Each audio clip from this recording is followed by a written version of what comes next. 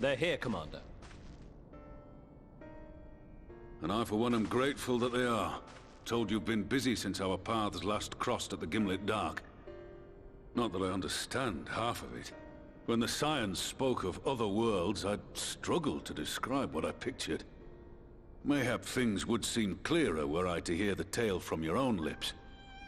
But I'm afraid the situation will not afford us that luxury. I trust you two require no introduction. We meet again, hero of Eorzea.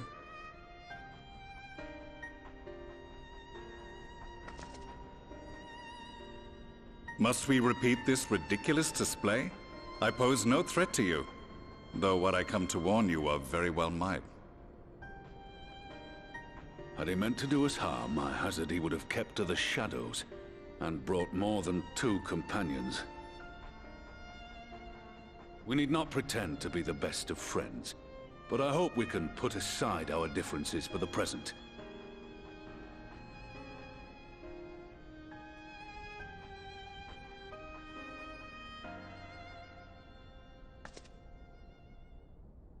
As you are doubtless aware, Sir Estinian and I cooperated to rid the world of Black Rose in your absence.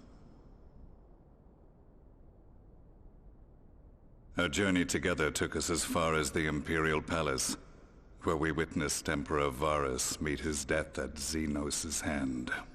Being the sole witnesses to this crime, and in no position to defend our innocence, we were then forced to flee, each pursuing his own avenue of escape. When we were later reunited, Estinian claimed to have encountered an unfamiliar kind of machina during his flight, but to me his description seemed anything but, and upon further investigation I found that I was right.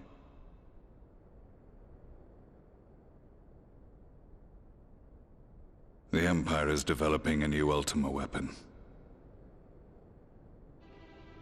What, that Allagan monstrosity, created to vanquish primals? With which you yourself once thought to conquer Eorzea? The same. In my foolishness, I sought to harness its power, and became the Ascian's pawn in so doing. But you know as well as I how that tale ended. The weapon itself, excavated from beneath this very city, was destroyed ere we could fully unravel its secrets, and that should have been the end of it. But unlikely as it sounds, the Empire's efforts to recreate it have somehow borne fruit, primarily through secret research conducted by the 7th Imperial Legion, it would seem. Wait, the 7th was all but annihilated at Cartano, along with its legatus. Indeed, few survived. The 7th, as it is now, has little in common with the Legion led by Vandanis, and its leadership has changed hands several times since. Precisely how this project has continued despite such turmoil, and under whose auspices, remains a mystery.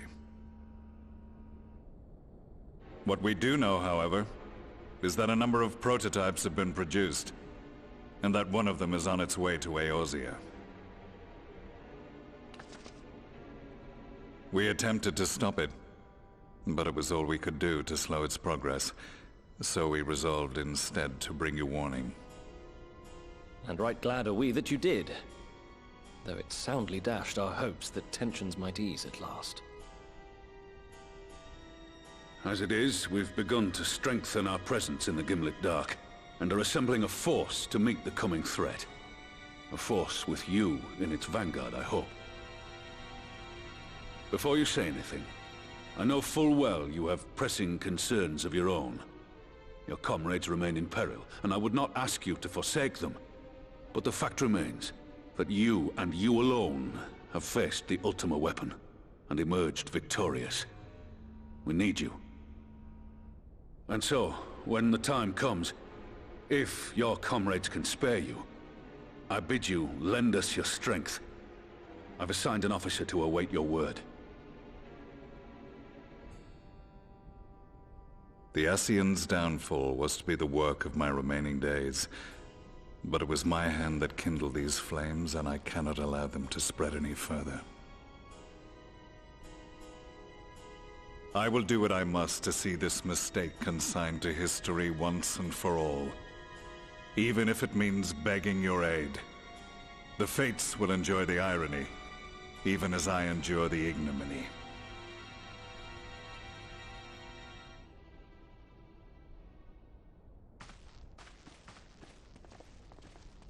I too shall make for the border and offer my skills, meager though they seem in such company. Mayhap we shall meet there anon.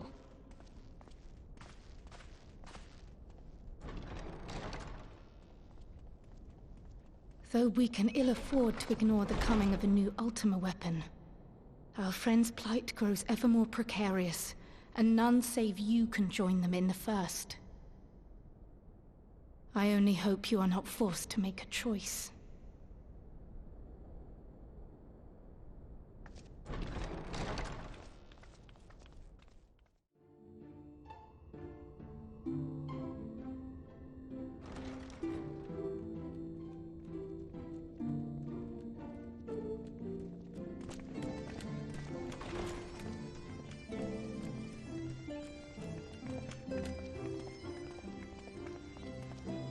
Now that we are all here, what news from the source?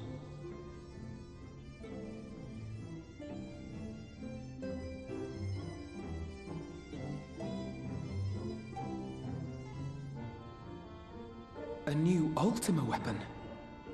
We must count ourselves lucky that Gaius has pledged his assistance. While this is indeed a worrying development, I think the state of the Empire as a whole greater grounds for concern. With the Emperor slain and Xenos returned, it is impossible to predict how matters will unfold in Garlemald. The Ultima weapon may be but the first of many unpleasant surprises. The situation beareth closer observation, of that there is no doubt, and doth compound our need to return unto the source.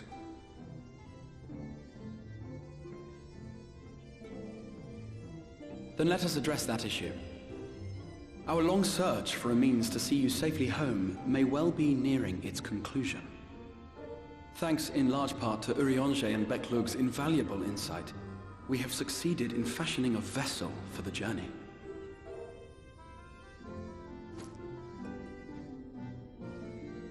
We set out to create a crystalline container retaining the more useful properties of white morosite, but without its regrettable limitations. And, after a good deal of trial and error, we made one. An ark for soul and mind both that will allow your incorporeal self in its entirety to be ferried between worlds. A spirit vessel, if you will. However? Though the vessel is possessed of the requisite qualities to hold mind and memory, it wanteth yet for a means to receive of them.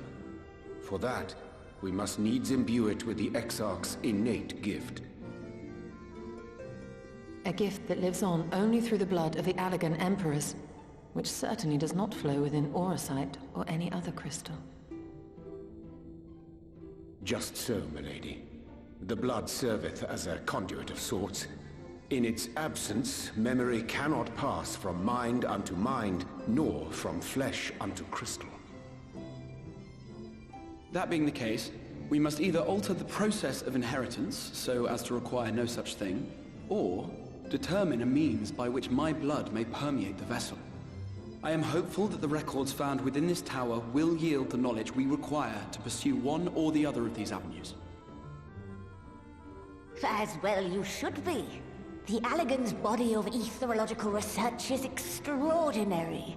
I can scarce believe it the work of ages past. But its underlying principles are not so very different from those of my own field of study. Given time, we will find the answers we seek.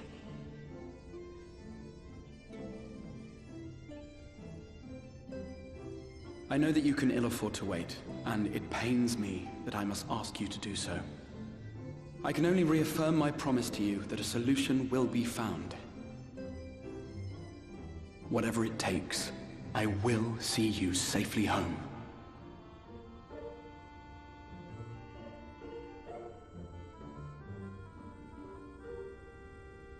apologies.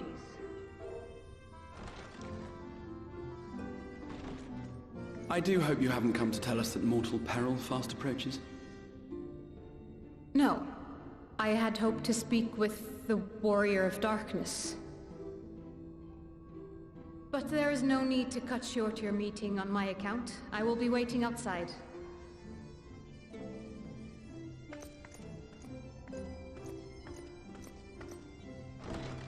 Why not speak in here? She knows I don't mind. Unless she didn't want to. Perhaps I might accompany you. Though I am woefully ill-qualified to assist in the Exarch's research, I may yet be of some use to Lena.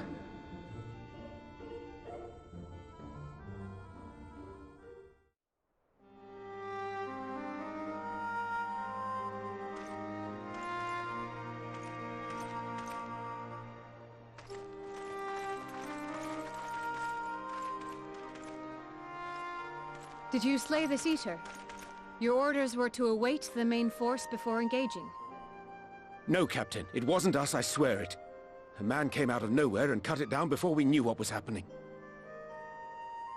By himself? Certainly it is no Light Warden, but nevertheless. It's true. Felled it with a single swing of his axe he did. I've never seen anything like it. So I says to him, "Who are you, the Warrior of Bleeding Darkness?" And he says, "No, I'm a Warrior of Light." And that was it. Buggered off as quick as he came. A Warrior of Light? Why would someone go around calling himself that, though? It was those bastards who caused the flood. I mean, if you were going to pretend to be anyone, it'd be her. The Warrior of Darkness. Eh? Oh, I didn't know. It's an honor.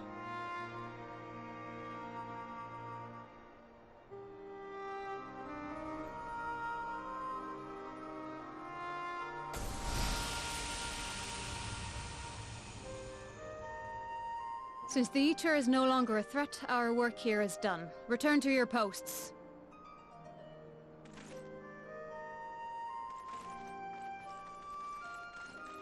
I had hoped to fight at your side today.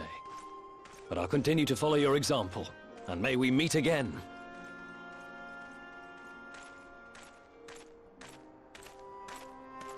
I apologize for the wasted journey. It seems I overestimated the threat. As for this Warrior of Light, I do not know who would be brazen enough to take that mantle for his own. Whatever it may once have meant, it is forever tainted by the association with the Flood. The Exarch told me the truth of Ardbert and his comrades' deeds, and I am aware they played some part in your own triumph.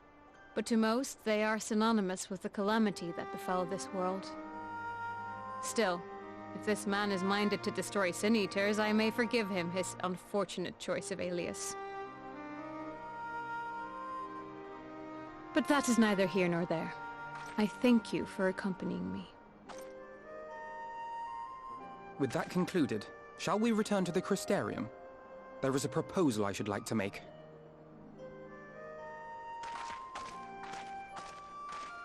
Forgive me. There is one more thing. A personal concern of mine. I had hoped you might have a moment to speak privately. Take your time. I shall go on ahead.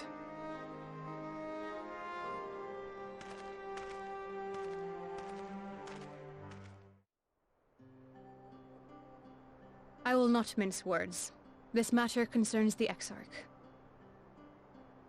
Though his countenance belies his age, his demeanor never has. He has seen more than any man should and grown ever more weary with time. But I see I give the wrong impression. While it is true he attempted to open a letter with a salmon fillet the other evening, we are not here because I suspect his mind is deteriorating. Nor do I believe him to be so maddeningly unconcerned by the prospect of his own death as he once was. Indeed, the opposite is true.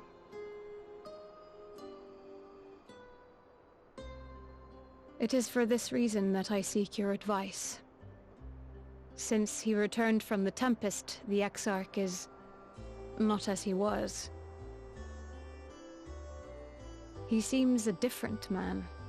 A younger man.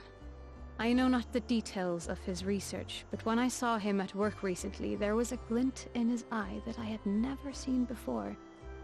He looked happy. It was as if he had peered into the future and for the first time found joy there. Though it gladdens me to see him thus, I wonder if I should not keep my distance. I fear that my presence will only anchor him to the past, remind him of all the pain that came before.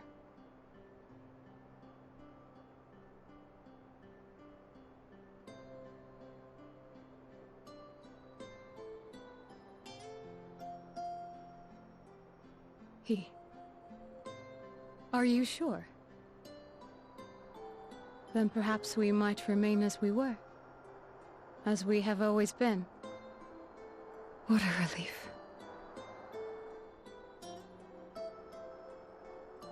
In that case, I will have to speak with him about the amount of time he is spending at work.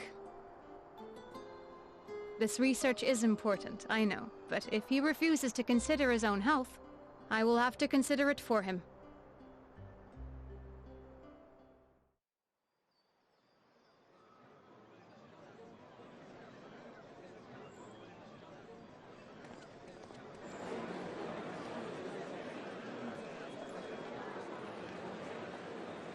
Yes, this looks to be nearly everyone.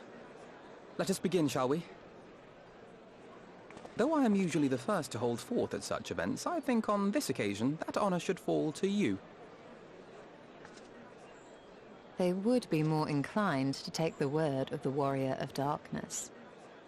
Indeed. In light of the subject matter, who better than thee to speak these truths?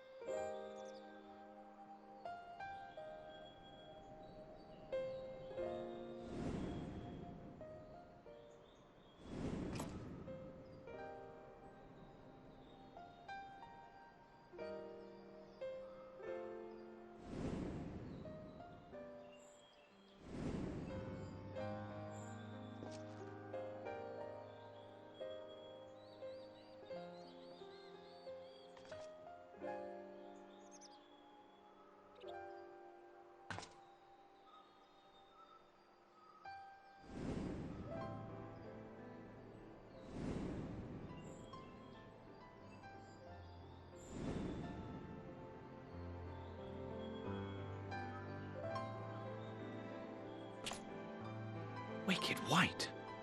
The Warriors of Light did all that? So they never... I mean, they only ever wanted to help. And when everything they'd done turned to ash, they still carried on. They gave everything to stop the flood. First their lives, then their souls. And they managed it too, in the end. They saved us. And we cursed their names.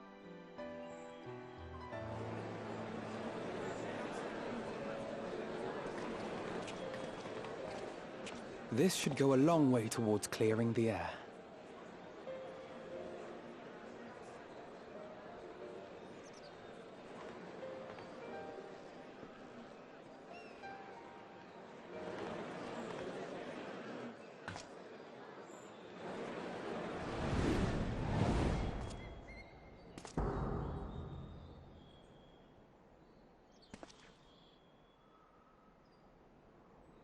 Impossible.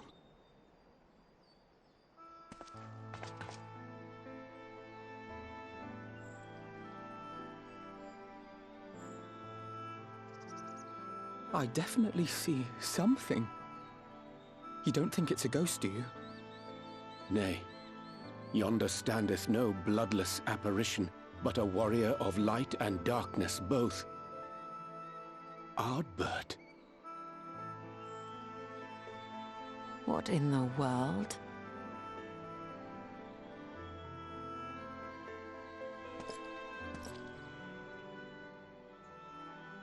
It's you! The one who slew the Eater!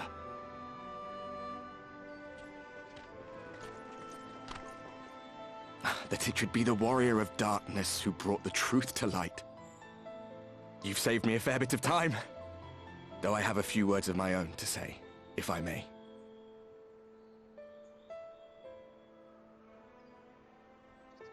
People of the Crystarium!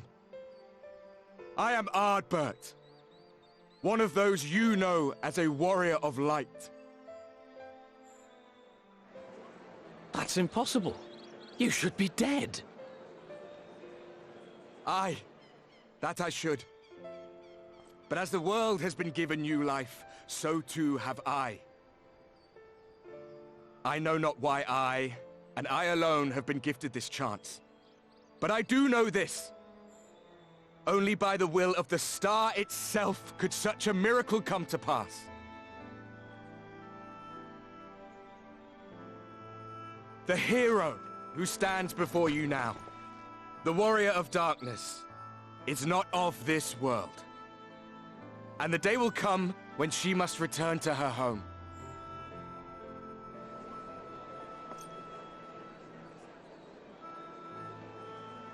But this land is our home. And if it is to remain so, now and forevermore, it is we who must protect it. The time to rely on saviors from afar has passed. It is you who must rise. You who must become the new warriors of light. What? Us? Warriors of light?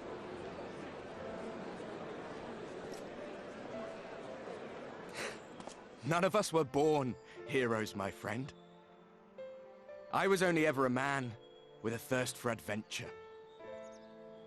But wherever my journeys took me, I was invariably confronted with the same choice. To lend what aid I could to those in need, or not. And I always chose the former. Any one of you could do the same.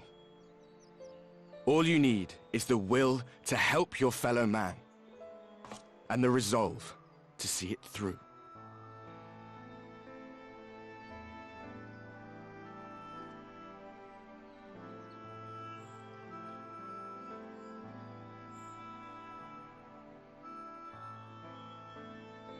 From thine own lips did we learn of Ardbert's fate, and by thy countenance I gather thou art not inclined to recant thy testimony. Yet whosoever this man may be, his words hold truth and resonate with the citizenry besides.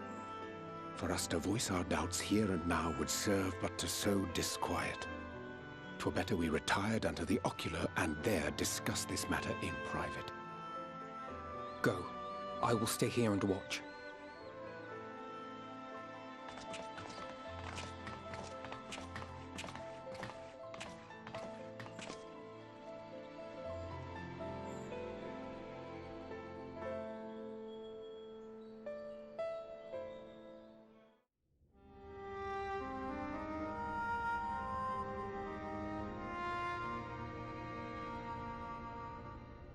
So, that is a warrior of light of the first. I've not had the pleasure of making his acquaintance, but as you all seem to be in agreement, I gather this is no simple case of mistaken identity. As far as I was able to discern, that was indeed Ardbert. It has been a long time, but not that long. Could he truly have been resurrected as he claims?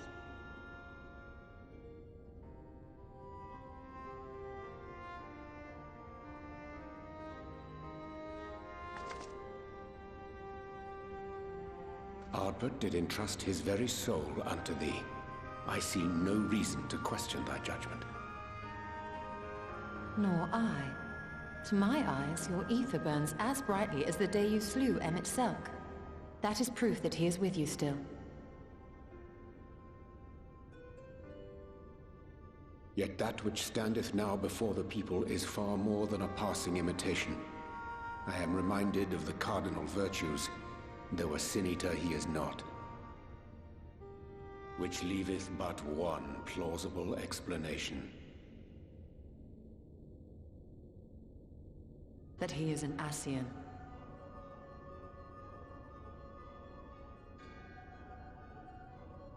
Given their fondness for posthumous possession, I would have to agree. From what I understand, the Warriors of Light were laid to rest in Yulmore by those whom they had aided in life. At the time, some few still remembered them as heroes. Needless to say, 4 of them were subsequently exhumed to serve as the Virtues. And if one knew where to look, Ardbert too would not have been difficult to find. Assuming then that this is indeed the work of an Ascian, my mind inevitably turns to the last remaining paragon to survive the Sundering.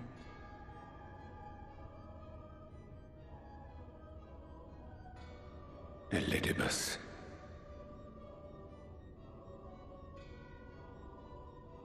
That Xenos hath reclaimed his own flesh is known. Thus evicted from his borrowed form, and cognizant no doubt of Emet-Selk's failure here in the first, 'tis quite possible the emissary chose Ardbert for his next vessel. Inhabiting the flesh of the fallen? My, that is unsavory. And they do this often, you say? Verily, for they possess no corporeal forms of their own. In what one may term their natural state, none save those gifted with the echo can perceive them. Indeed, when Elidibus intruded upon the waking sands, his presence did go unmarked by all save Minfilia and the Warrior of Light. On that occasion, I myself remained ignorant of his coming until after his departure. 'Twas only at a later juncture, when he deigned to appear before me in borrowed flesh, that I was finally able to take the measure of him. In such puppetry do the Ascians engage when they seek to influence the course of history. And they have gained much by it. Emet-Selk single-handedly built the Garlean Empire in this manner, while the Hebrea came close to conquering Eorzea, having taken possession of Thancred's living body. Yet it must needs be noted that the Ascians cannot avail themselves of all mortal vessels. For were they able to do so, none would serve as a better pawn than our own redoubtable champion. Mayhap the blessing of light shieldeth Hydaelyn's chosen from Ascian influence. Or mayhap other forces are at work. We cannot say for certain. Whatever the reason, I hope it holds true. I dare not contemplate what might come to pass otherwise. Is it not peculiar, then, that Ardbert's mortal remains should be susceptible, given that he was once a warrior of light? Or did the final departure of his soul make it possible, perhaps? Regardless, to hear an Ascian use him to call forth new warriors of light boggles the mind.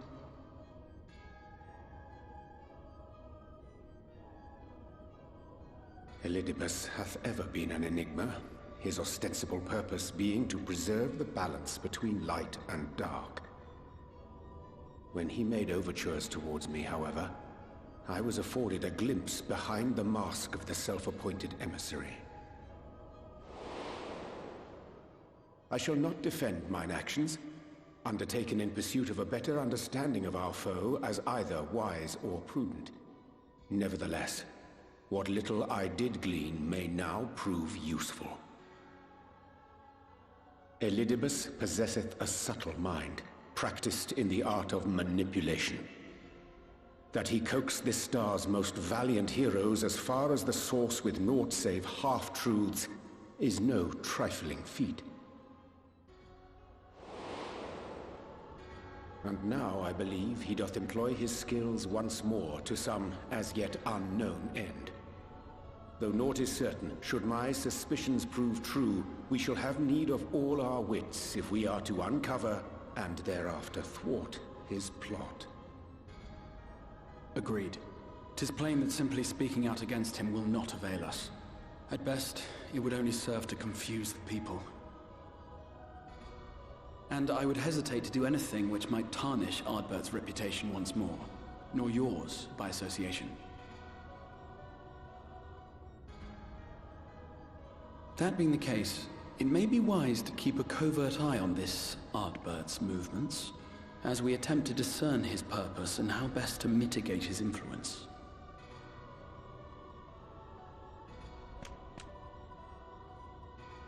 His performance appears to have concluded. What now?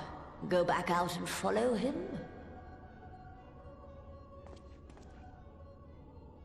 'Twould appear Master Alphino already hath pursuit in mind, and I suspect one pair of eyes shall better serve our cause than half a dozen. Let the rest of us maintain an inconspicuous distance, for the present at least.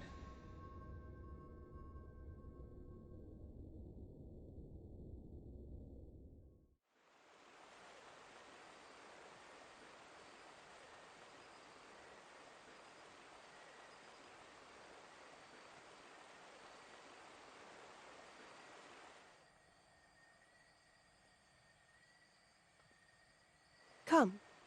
Our new discoveries are to be found this way.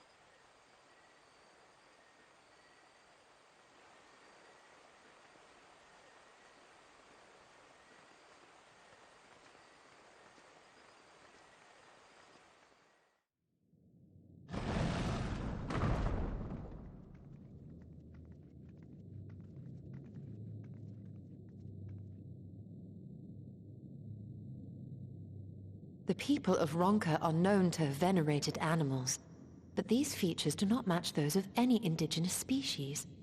This is no common beast. Though that much is plain from its proportions. Lifelike, is it not? One could almost imagine it breathed.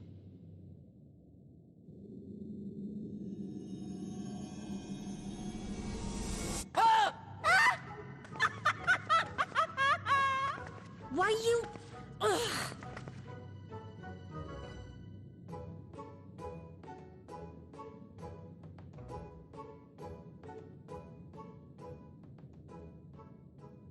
This owl, by contrast, seems no different from the others we've seen.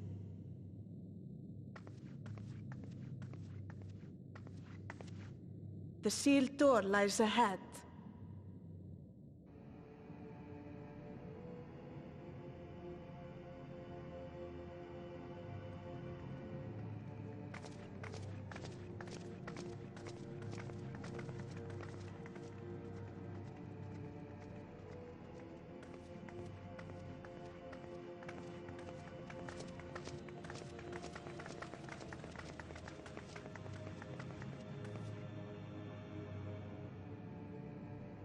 As you see, one statue is missing. I expect we are meant to replace it as before.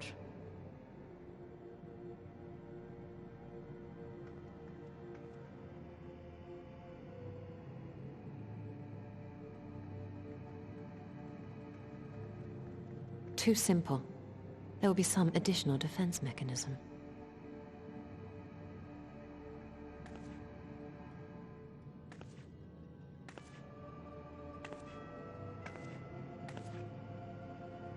Just a moment.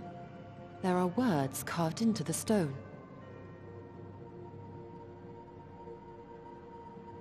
He who would disturb a hero's deserved slumber shall instead waken the beast and know his folly. Wait! Don't!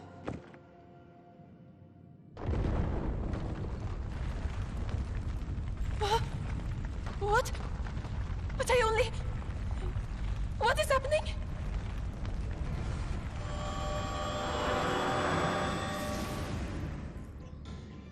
Oh no, oh no, oh no, oh no, it lives!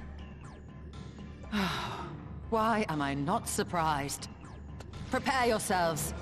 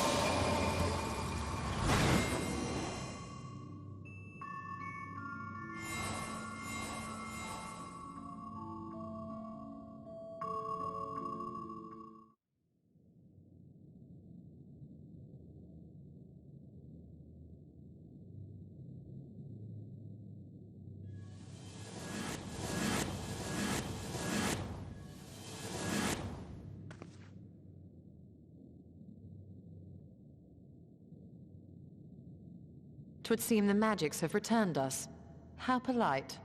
Now, what have we learned? Ah, we were bound to run into a living statue eventually. And now we can open the door.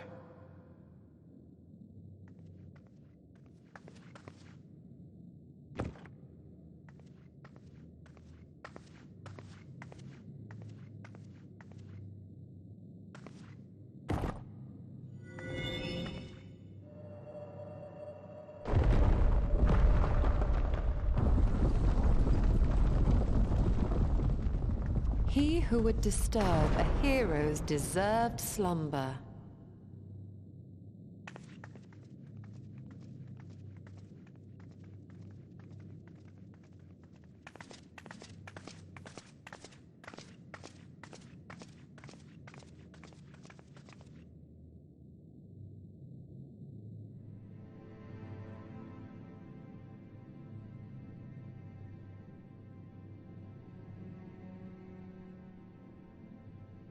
A tomb, just as I thought. Befitting a hero. She is Vis. Could it be the Archmage Tiuna?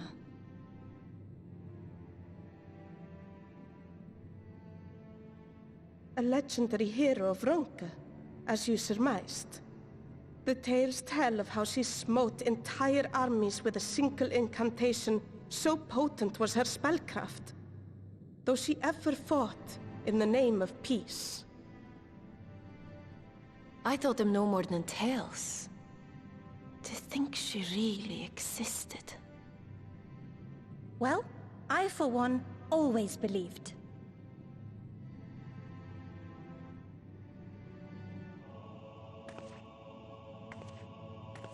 I wonder. By the light of fallen stars, great power awakens. Tiuna was not only a master of spellcraft. It is said she could see truths long lost and hear the voices of men's hearts.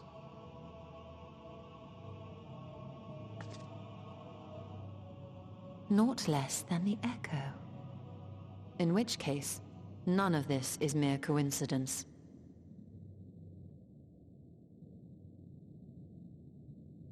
A shower of stars setting the sky aflame. And in both this world and the Source, we find individuals within whom a mysterious power awakened at the sight. We can never unpick the why of it. Now, however, I believe we might.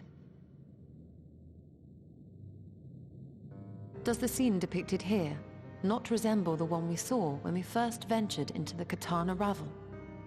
Moreover, does it not recall that which Emmett Selk invited us to witness in Amarot?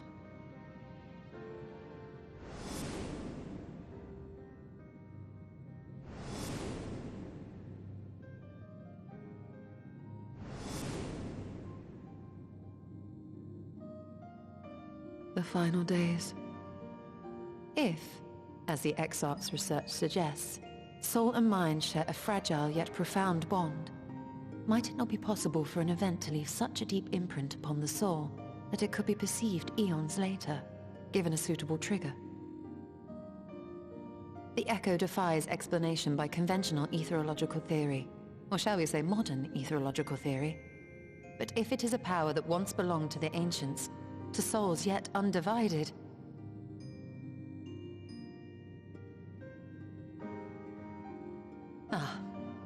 It would seem I have entered the realm of pure speculation, and I call myself a scholar. I shall refrain from making any further wild claims until such time as I have evidence.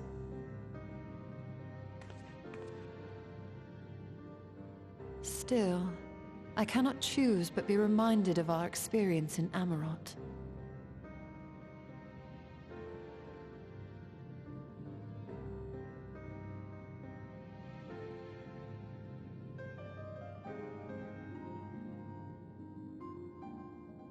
Remember us.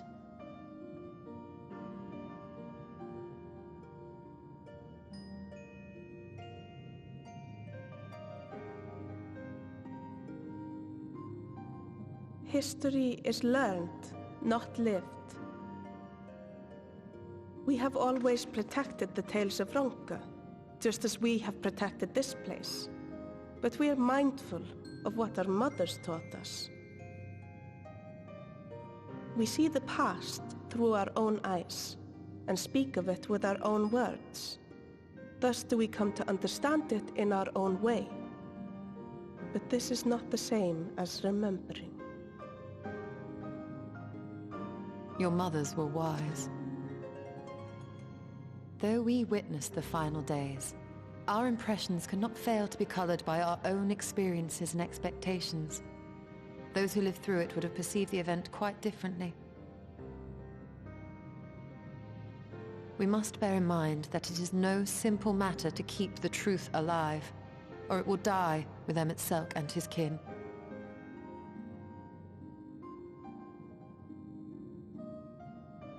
But we have disturbed Tuna long enough. Fanau will serve similarly well as a venue for our contemplations.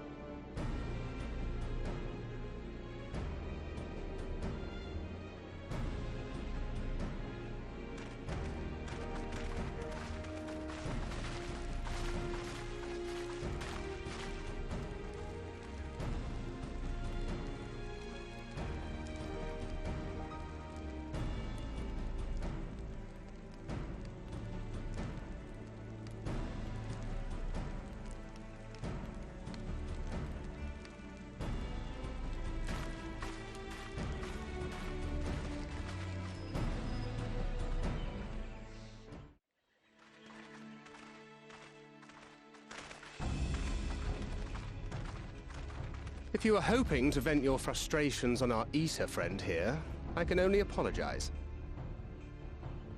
Few as they are now, it took us no time at all to track it down.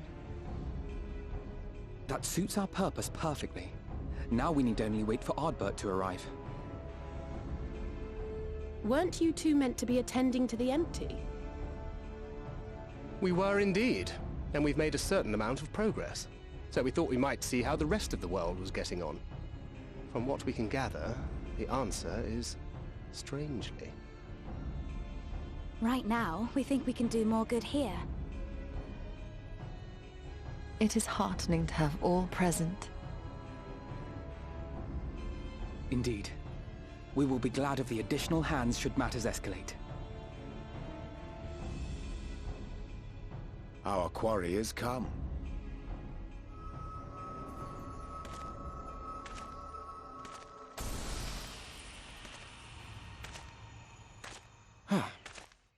It seems I've lost this particular race.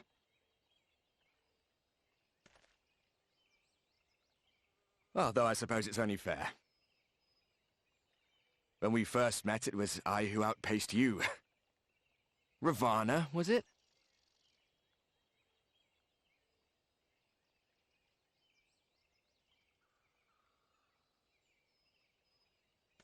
But where are my manners? I wouldn't be here were it not for you, and I have yet to say a word of thanks.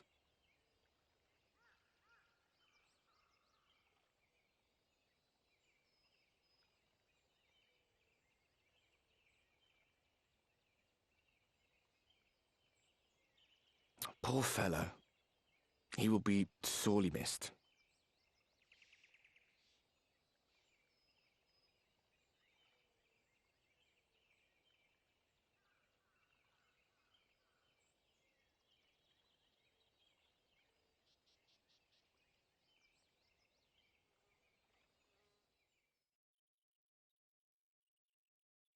Very well. Let us forego this pretense. After all, it was never you that I needed to deceive.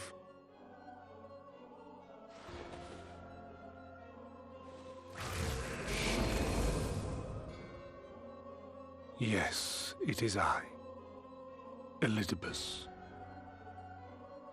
Through your time in Emet-Selk's imitation of our home, I dare say you have gained a better understanding of my role since last we met. Not that it matters.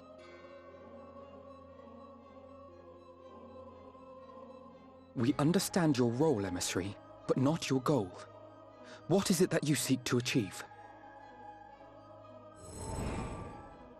I seek to enact the will of the Convocation, of course. If it helps you to think of me as but another Ascian, no different in nature or purpose from the rest, you are welcome to do so. Once, I would have said your goal was destruction alone.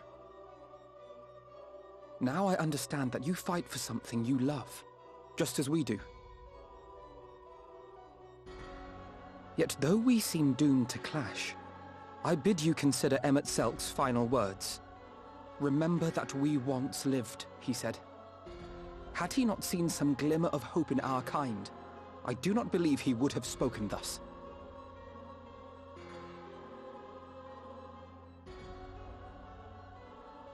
None better understood your plight than he. His words must surely be worthy of your consideration.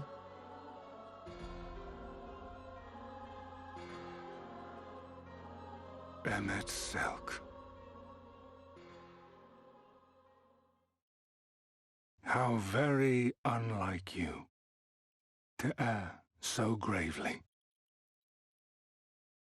That one should stray at the end of so onerous a path is understandable, but I had thought you above such weakness. Mayhap you thought the same.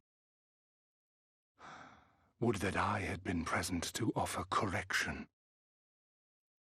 But I shall do so now, as is my duty, and return all to its proper course. As for you, Look at yourselves. Look at your history. Look back 100 short years to how your greatest warriors were undone.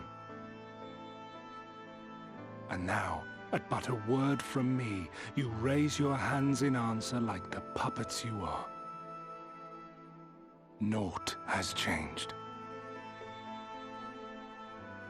You fail, and you fail, and you learn nothing. Allow that which is most important to slip through your fumbling fingers like so many grains of sand, again and again and again, and you would remember us. You do forget yourselves.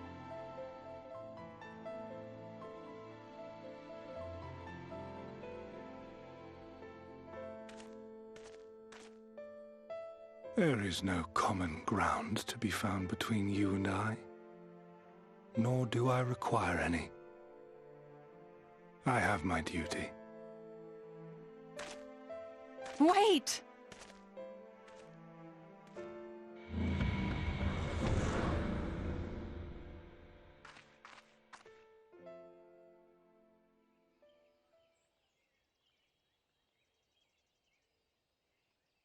Well, we have confirmed the identity of our foe at least. And 'tis safe to say his objective is the rejoining. But we still have no idea how playing the part of a warrior of light will further his cause, nor why he would spur others to do the same.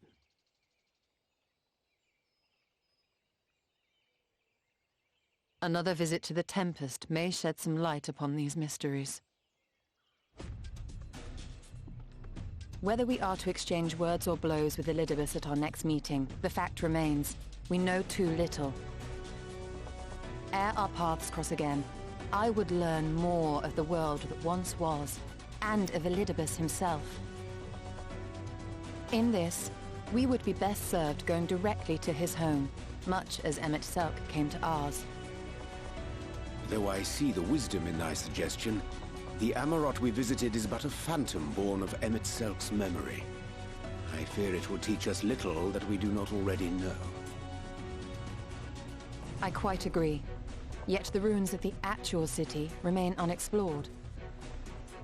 Given the vastness of the Tempest, I should not be surprised were there more such structures like to those in which the Ondo reside.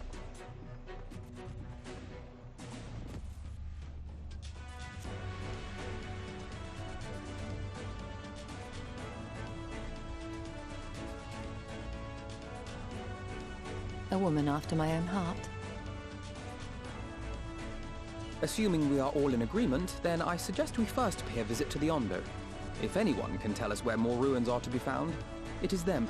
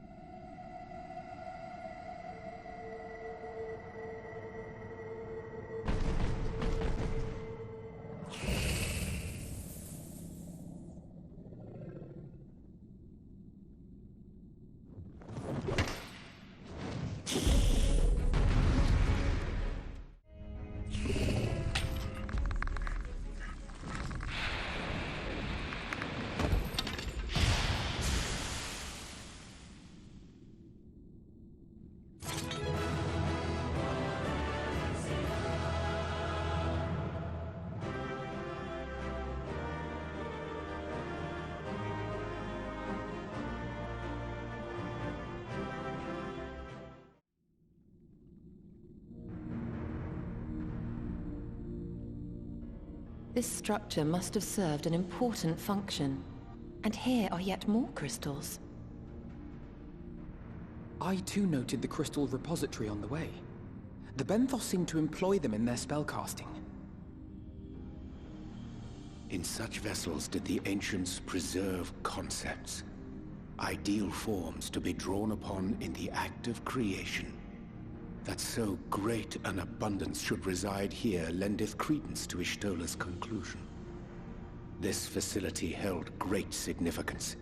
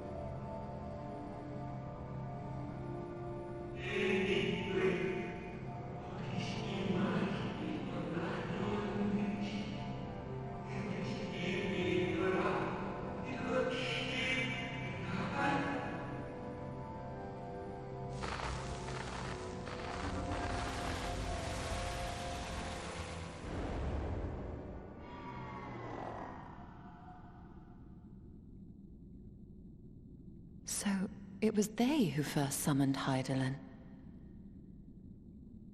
Their discussion did seem to imply as much, yes.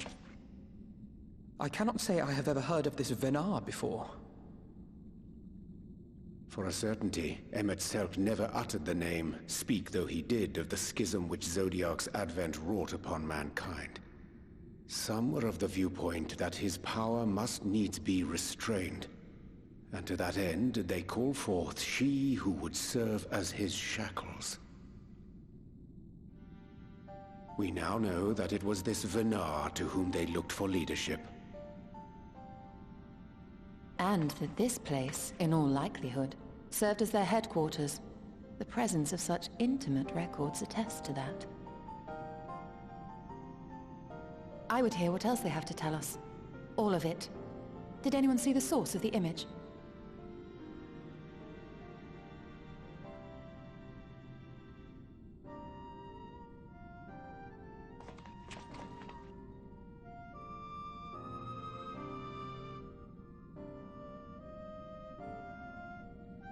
The device there? Then let us see what other secrets it holds.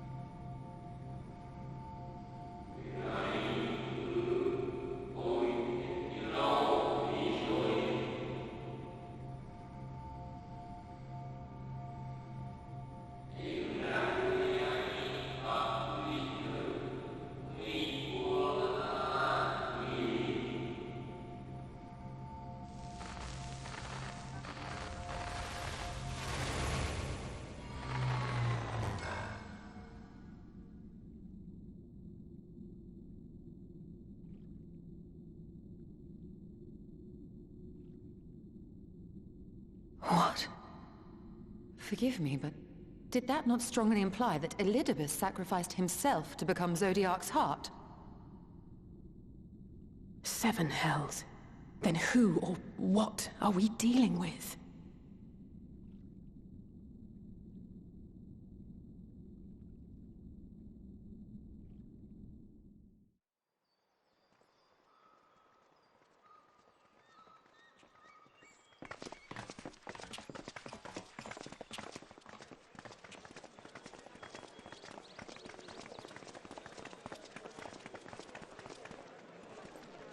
Dare I ask what's going on? Ah, excellent timing. For me, in any case. We have a problem. The vast majority of those gathered here are presently in the employ of the Guard or else one of the facets, and no longer wish to be so. In principle, all are free to change vocation at any time. But a city does require a certain number of people in these positions if it is to continue to function. For the moment, I have asked them to postpone their resignation until such time as replacements can be found. As you may have surmised, we have the Warrior of Light to thank for this. It's you! The Warrior of Darkness!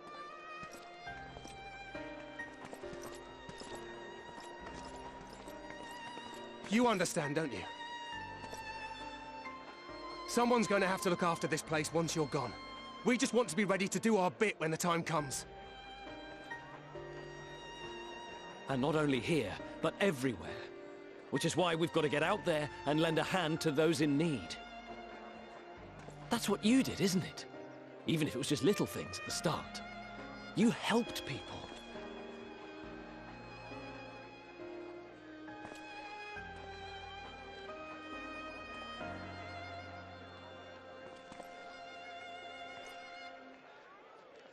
And we're trying to do the same.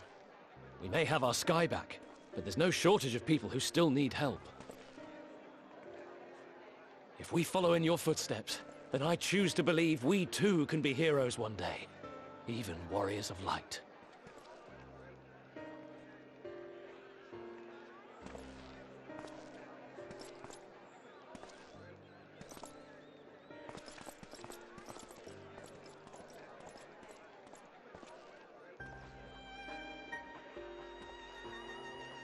What are we to say to that?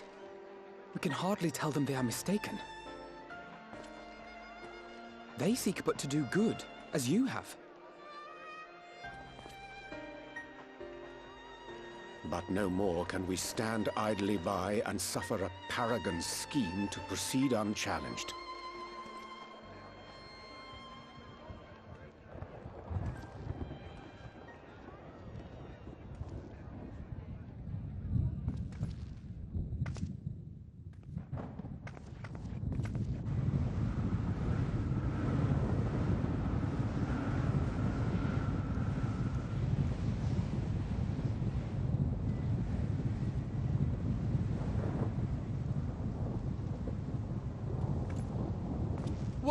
What's happening to the sky?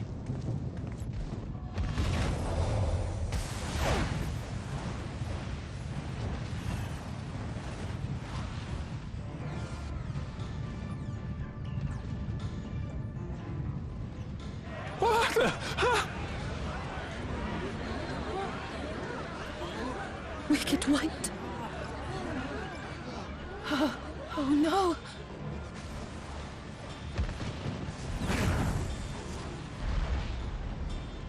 By the 12. A star shower.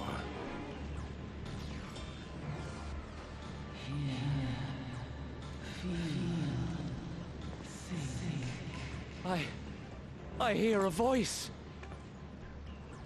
You and all? And why does it feel like it's inside my head? Hear? Feel? Think? I hear it. Me too. Did I not tell you, my friends? You are warriors of light!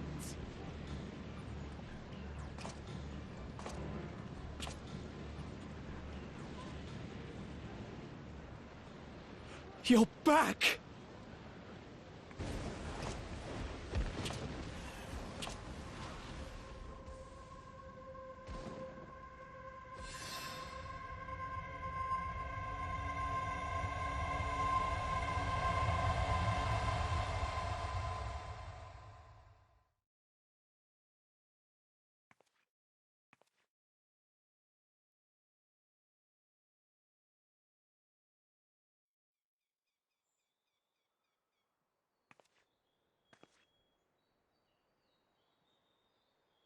What you hear is the voice of light itself, and it has blessed you with its power! Welcome to the fold! I'm a warrior of light. I've been chosen? Can it be? Me, a hero?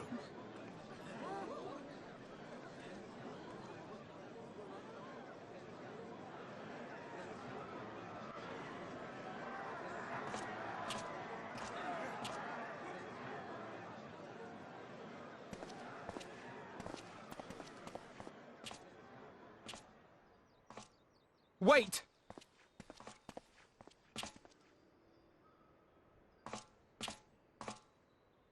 The falling stars, were they your doing? And why do you need warriors of light? What, am I to reveal my plans simply because you asked? Nay, I think not. Though the stars, I acknowledge mine.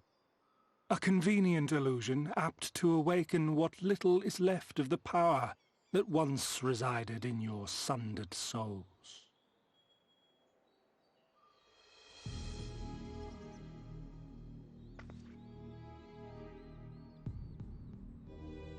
That which you and yours call the echo.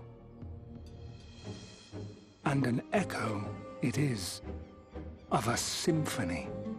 But a fraction of what men in their completeness once possessed. Even those among you who tower over others in the gift have only the faintest trace of it. But though sundered and forgotten through death and mocking rebirth, it has persisted. A whisper of our past.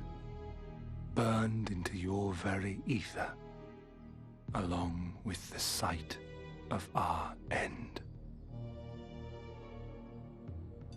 Through the rekindling of memory, I have awoken the ability, just as Hydaelyn is wont to do when she has need of new minions.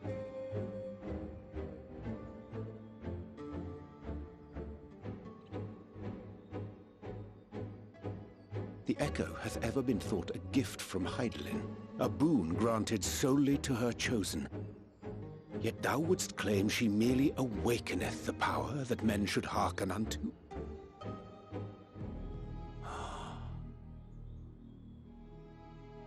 Her voice.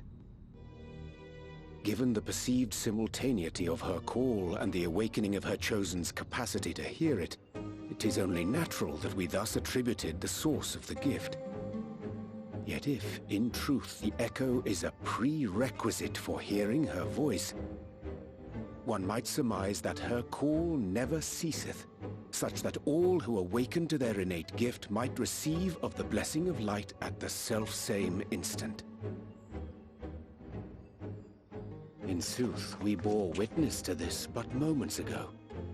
At the sight of the star shower, full many in the crowd did speak of hearing a voice in their minds, did they not?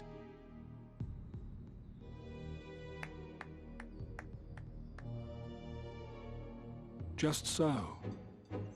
And whenever Hydaelyn has need of new servants, she is quick to pluck comets from the heavens or create illusions of the same. Why then didst thou conjure this vision, full knowing that thine age-old foe would thus claim those awakened to the gift? foe.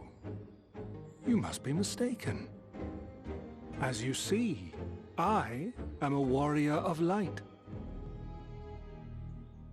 And together with my comrades in arms, I shall save the world. Just like you.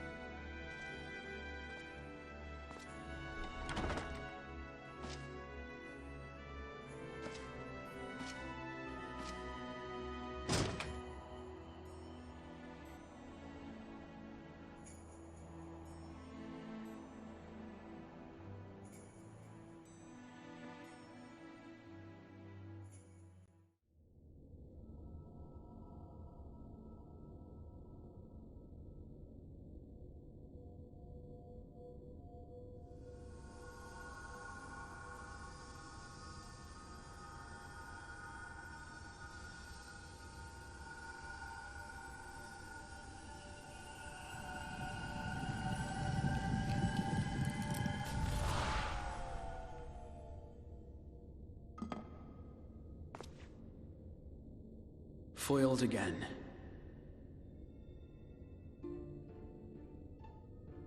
If I cannot imbue the infernal thing with my power via magical means, we may need to devise a way to infuse the vessel with my blood after all.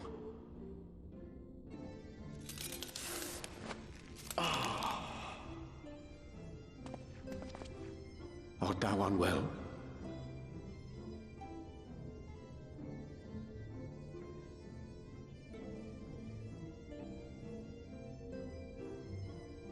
Or perhaps a brief respite? It wouldn't do to overtax yourself.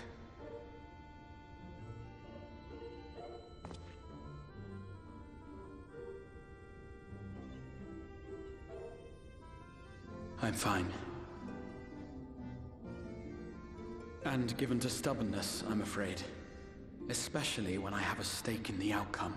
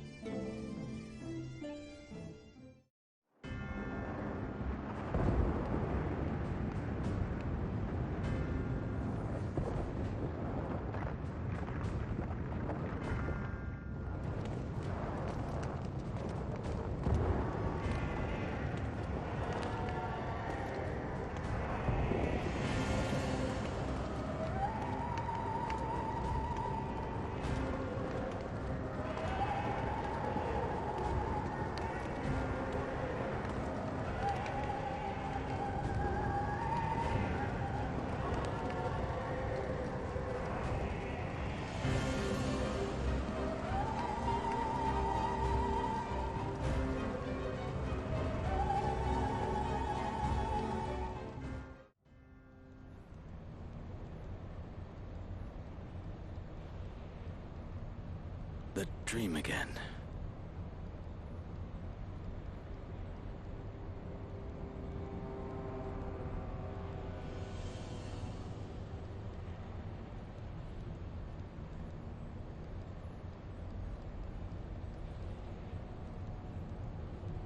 A recurring dream? They do so fascinate me. Might I trouble you for the details?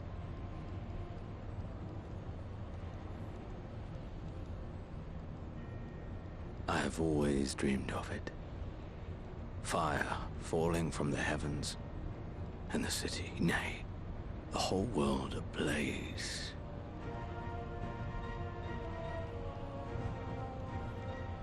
Indeed. Could Emmett Selk have found a way? Precious few possess memories of the final days. The final days?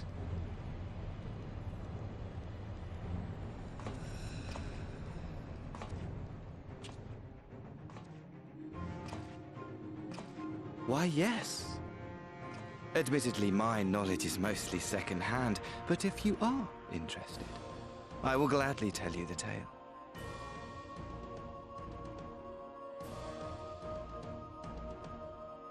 The tale of the world's end.